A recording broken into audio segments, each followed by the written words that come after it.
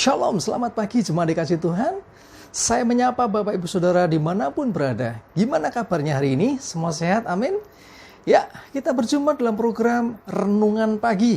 Satu program di mana kita akan bersama-sama merenungkan firman Tuhan. Dan sebelum kita akan merenungkan firman-Nya hari ini, kita akan berdoa terlebih dahulu. Bapa di surga, terima kasih Tuhan. Sungguh kami bersyukur pagi ini Tuhan. Kami berkesempatan untuk merenungkan kembali firman-Mu. Biarlah Roh Kudus urapi kami dan singkapkan, nyatakan pesan-Mu Tuhan atas hidup kami. Dan kami bisa mengerjakan dalam kehidupan sehari-hari. Terima kasih dalam nama Tuhan Yesus. Kami berdoa dan bersyukur. Amin. Ya, firman Tuhan pagi ini saya ambilkan dari 1 Petrus 4 ayat yang ke-7. Saya bacakan. Kesudahan segala sesuatu sudah dekat. Karena itu kuasailah dirimu dan jadilah tenang, supaya kamu dapat berdoa. Jadi poinnya adalah supaya kamu dapat berdoa.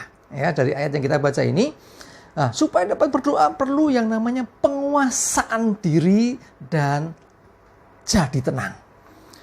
Jemaat yang dikasihi Tuhan, ada banyak orang ketika menghadapi masalah, menghadapi pergumulan, dia nggak tenang, dia panik, dia khawatir, dia takut terjadi ini itu, sehingga akhirnya justru tidak berdoa. Padahal dengan kita berdoa justru kita mendapatkan kepastian. Kita mendapatkan satu pengharapan di dalam Tuhan.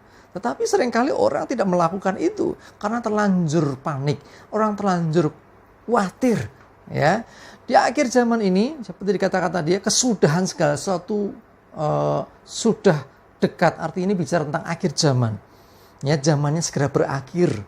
Nah, kita sudah mendekati masa itu dengan begitu banyak fenomena alam yang terjadi juga. Nah, salah satunya COVID-19 yang terjadi melanda dunia akhir-akhir ini. Ya, terlepas dari itu semua, tetap kita harus bisa menguasai diri.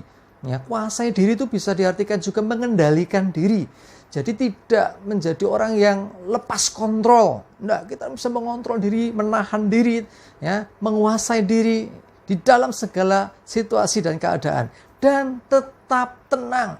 Karena apa? Karena dengan kita bisa menguasai diri dan tenang, kita bisa berdoa. Jadi berdoa sesungguhnya adalah hal yang penting bagi orang percaya. Ada yang mengatakan doa adalah nafas orang percaya. Ya, nafasnya itu doa. Artinya ketika nggak berdoa, nggak bernafas. Imannya, rohaninya cepat atau lambat akan jadi mati. Ya, karena doa mengandung dua unsur penting. Yang pertama adalah komunikasi kita dengan Tuhan. Ingat, komunikasi kita dengan Tuhan seharusnya itu bukan satu arah. Saudara sedang tidak siaran radio. Ya, seringkali kan gitu ya, orang berdoa ke Tuhan, ya, tetapi nggak mau dengar Tuhan bicara ke kita. Kita nggak memberi waktu, kita tidak memberi kesempatan Tuhan untuk berbicara. Ini salah. Ya, memang di kondisi tertentu, ya oke lah, misalnya doa makan, doa apa ya cepat. Tetapi kalau saudara waktu khusus saudara berdoa dengan Tuhan, di waktu yang khusus itu, sediakan waktu untuk mendengarkan Tuhan berbicara. Ingat, Tuhan Allah kita hidup. Dia berbicara loh. Kadang-kadang memang kita nggak peka. Nah, ini yang harus kita latih.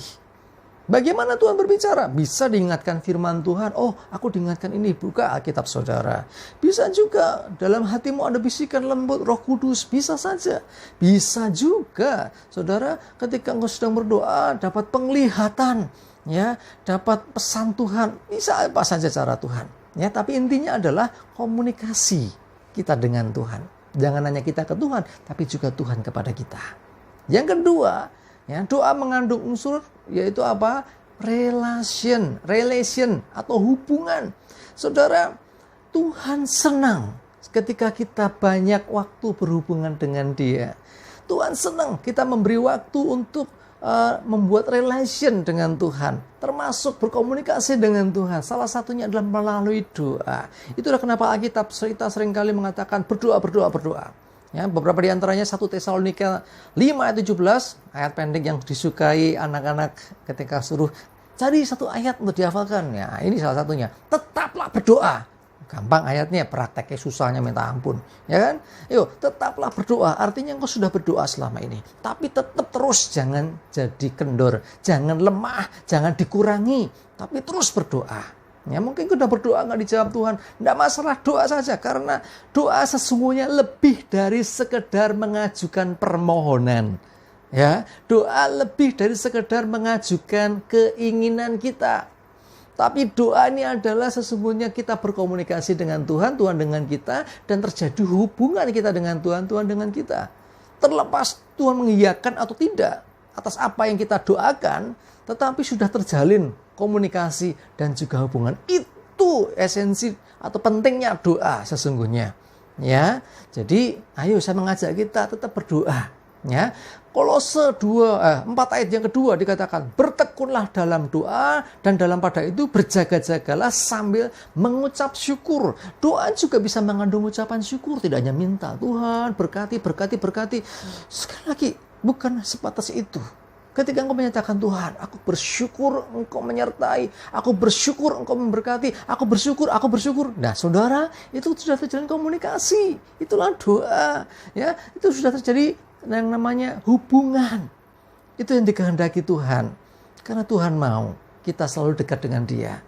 Dia mau juga menyertai kita kemanapun. Bayangkan kalau kita disertai Tuhan, Tuhan bersama kita, tapi kita nggak pernah berkomunikasi dengan Tuhan. Waduh, sungguh terlalu kayak neng-nengan.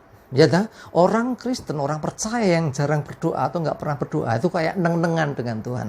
Ya, padahal seharusnya Tuhan yang menyertai, yang Immanuel itu terus kita berkomunikasi, terus kita berkomunikasi dengan Dia. Amin. Ya, jadi poin yang saya ingin tekankan hari ini adalah ayo kita berdoa. Bagaimana supaya bisa berdoa? Kuasai diri dan jadi tenang. Ya, kalau orang panik itu nggak bisa berdoa, orang panik itu khawatir akhirnya salah langkah. Tapi kalau orang tenang, dia bisa berdoa. Jemaat dikasih Tuhan, mari yang sudah berdoa tambah dalam doamu, waktu doamu. Ingat ya, karena Tuhan suka dengan orang-orang yang berdoa. Tuhan senang dengan orang-orang yang terus menjalin relation dengan Dia. Amin. Kita berdoa. Terima kasih Tuhan, kami bersyukur. Kami belajar sesuatu hari ini tentang bagaimana kami harus berdoa selalu. Supaya kami tidak semakin lemah, tapi semakin bertekun.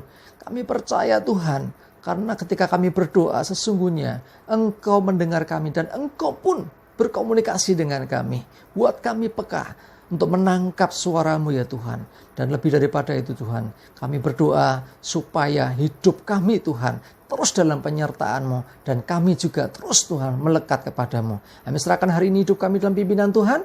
Jauhkan celaka dan mara bahaya. Jauhkan virus corona. Jauhkan segala penyakit. Jauhkan segala yang buruk. Damai sejahtera dan berkat kemurahan kebaikan Tuhan boleh melimpah atas hidup kami. Sehingga kami diberkati dan jadi berkat bagi orang lain. Terima kasih Tuhan. Kami mengucap syukur. Di dalam nama Tuhan Yesus kami berdoa. Amin. Jemaat dikasih Tuhan, ayo semangat terus, maju terus, jangan jadi lemah. Tuhan Yesus memberkati kita semua. Amin.